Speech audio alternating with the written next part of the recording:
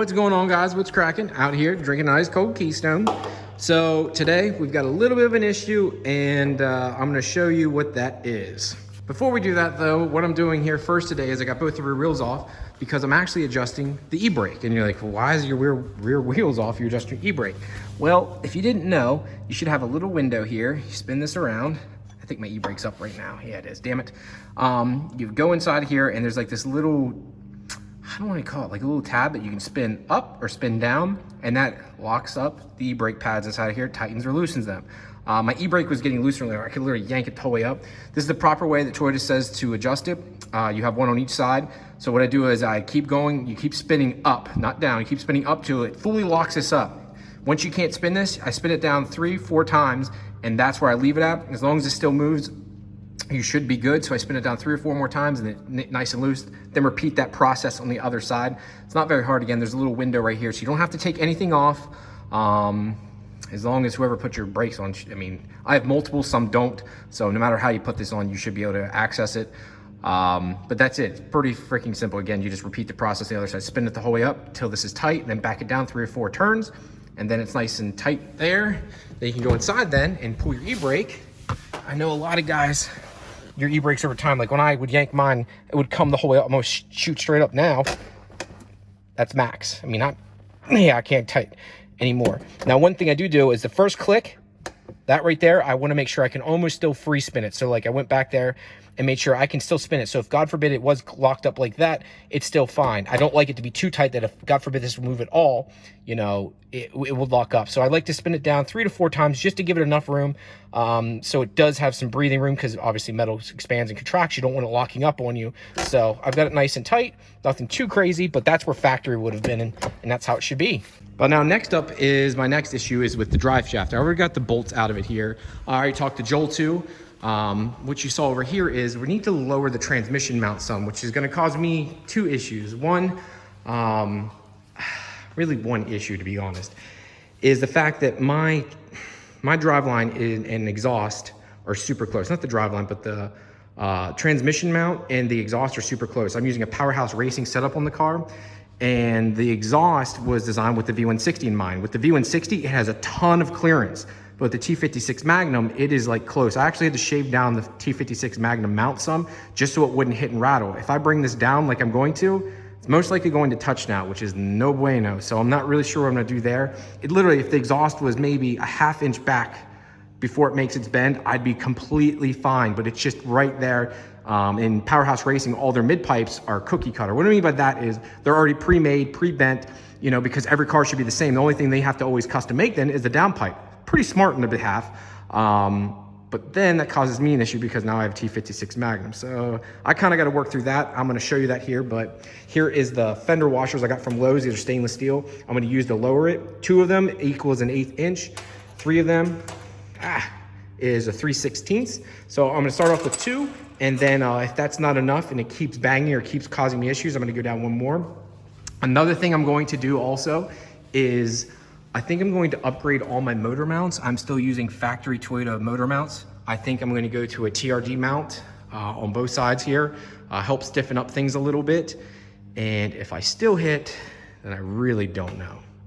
Guys, so everything is done for the most part. I do have to put the last 2 bolts in the rear of the diff. God, I'm getting old, guys, I'm getting old. But what I did do is, if you can see that there, if I zoom out a little bit, you can see that there, mark this up. So if it does hit this time around, I'm gonna take it out to Mexico real quick. If it does hit here, I'll be able to see right away. I just put black Sharpie, and I also put black Sharpie up there, which I'm not sure why I did, but you know, I'll obviously be able to tell right away.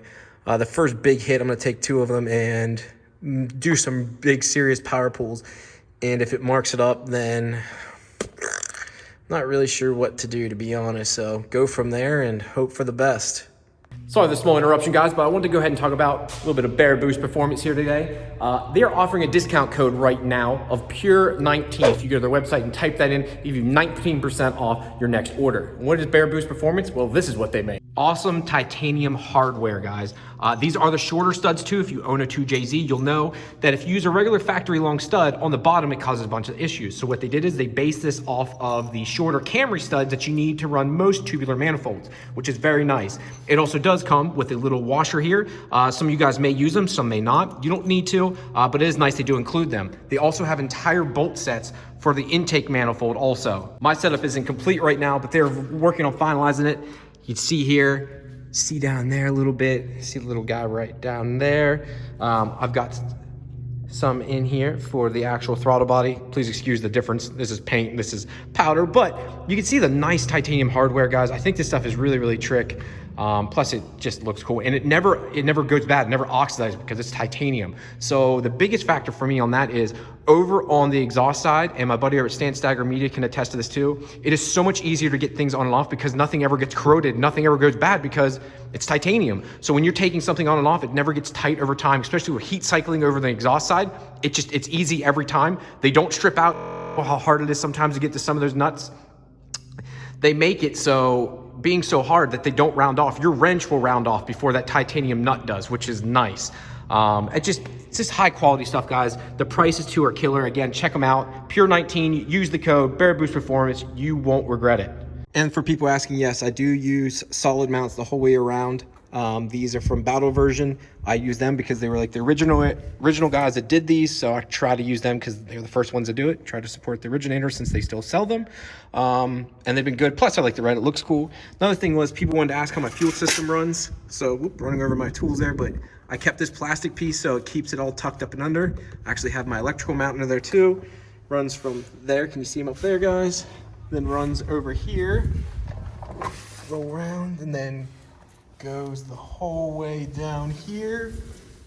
Very, very simple setup. These Powerhouse Racing mounts are very, very trick. And then you can see I also added, that's where the power line is, runs underneath the car instead of inside because it fucks up the plastics. Then use a 45-degree fitting here into a radium fuel filter setup. I really like this because it actually mounts, and I used to have a zip tie to hold my fuel filter on. I like this, it's more secure. Then use the old transmission, a little holder piece here, and they run the one fuel return through that. Again, I just think that works well. It keeps the line from banging around, and I put this heat sleeve around it so it doesn't mess it up, plus anything else it hits. Same with this. Rubbing, I didn't want it to rub and cause a puncture.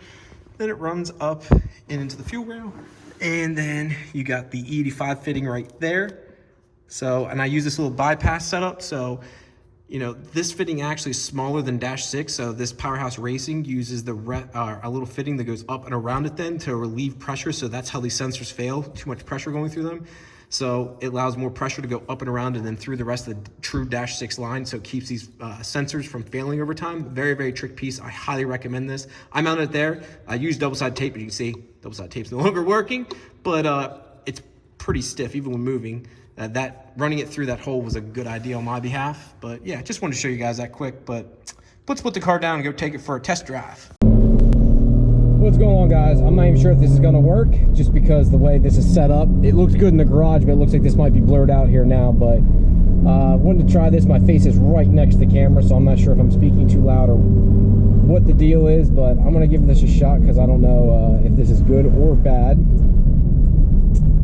But taking the car out for another rip because Vlad was kind enough. I'm not sure if Vlad from National Speed, I'm not sure if he's independent. I know he does all their tuning for him. So if I misspoke there, hopefully Vlad will correct me.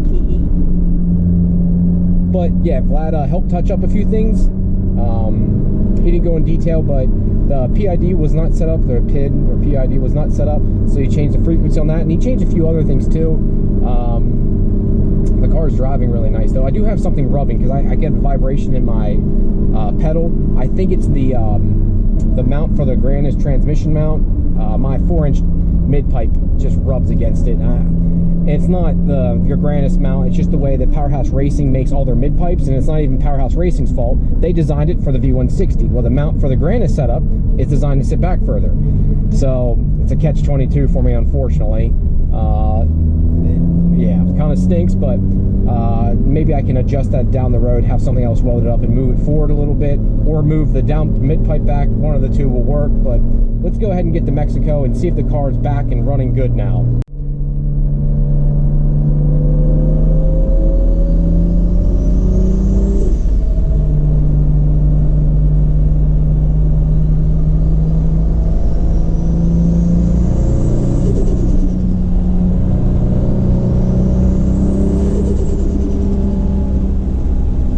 sounds good. I hope that picks up on camera. I'm on level 0 here.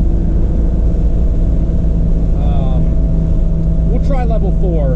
I don't need to go full tilt, but I've got a bad vibration though on my pedal. Bad, bad, bad. That exhaust is hitting something fierce.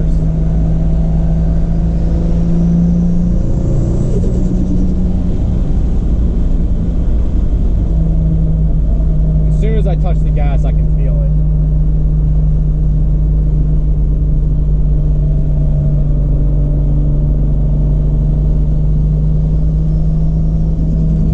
I gotta get down to second here.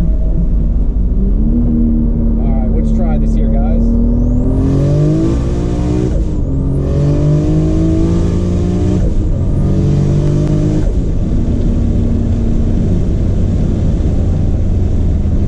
Woo! That felt good, and it helped peak boost just like it should. Holy cow.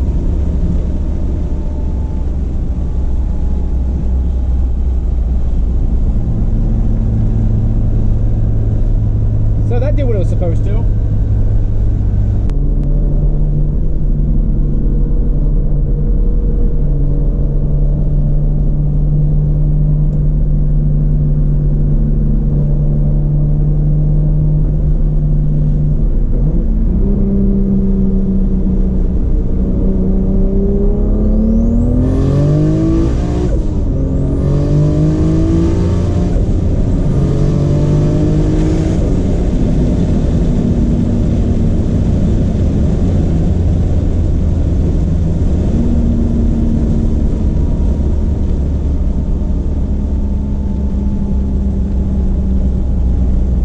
Go ahead and finish this video off here then, guys. You guys got to see a little bit in car. Having myself a cigar right now. Need to actually open up the other garage door here to help ventilate. I only smoke cigars every once in a blue moon, but when I do enjoy them.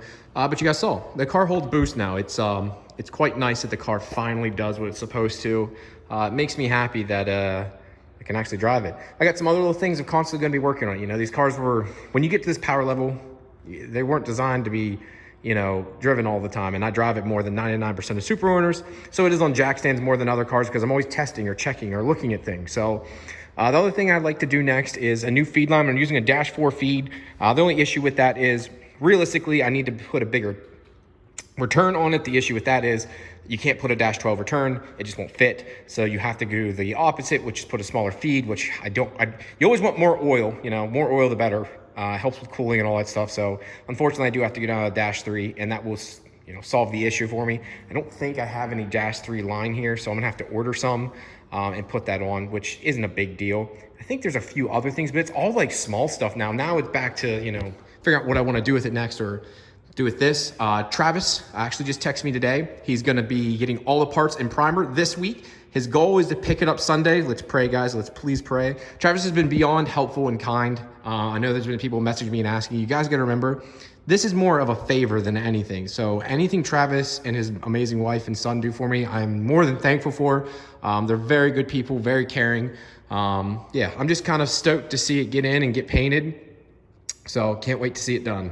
All right, guys, and on that one, I am done for today. Thank you guys very much for tuning in. If you have any questions, concerns, let me know down in the comments. If you like that point of view for the video today, let me know. It's a little hard because it's literally right here in my face, sitting on the glass, but it was kind of cool getting that shot with everything. I know I've seen the head cam stuff. Harrell does all that, and I don't want to steal his thunder. I think God is stealing his thunder, so just wanted to try to get it in perspective because I never do driving videos, and I know how much you guys ask about. So thank you guys very much, and I'll talk to you later. Peace.